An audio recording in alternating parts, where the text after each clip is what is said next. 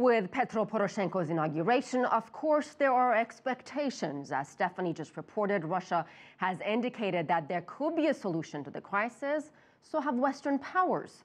Russia says it's time to start a dialogue with Ukraine, and there are reports of an expected meeting Sunday between Kremlin and Kiev officials. With more on whether a deal is possible, CCTV's Nathan King joins us.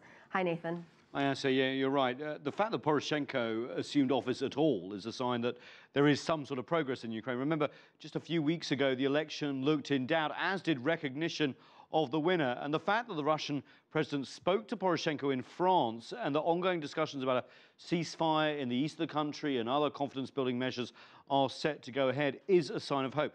And US Vice President Joe Biden in Kiev, the inauguration, welcomed the small perceived thaw in Russian-Ukrainian relations, but urged Russia to follow through. We look for President Putin to make his end of the commitments that he's made, and to deliver on a pledge to actually work with your government to try to deal with these issues. But as Poroshenko highlighted in his inauguration address, there are still deep differences over the future of Ukraine. Firstly, he vowed that Crimea, recently absorbed by Russia, was always and will always be Ukrainian soil. He also pledged to move forward with an economic association agreement with the European Union as the step is becoming part of the EU. That position, of course, sparked the current crisis and led to the division of Ukraine.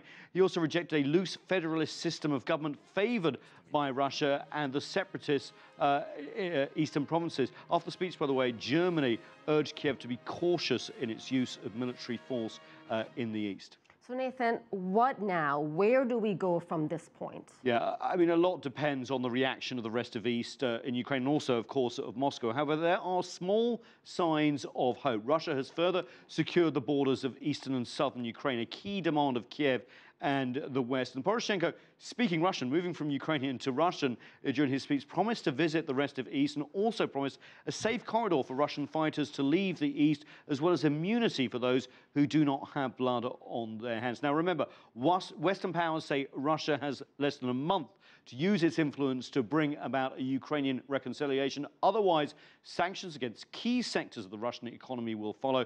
While the situation in Ukraine is still tense and deep differences between the factions remain, direct talks potentially between Kiev and Moscow offer a hope that has been absent prior to President Poroshenko taking office. Certainly, hope is a good start. Thank you so much, Nathan King.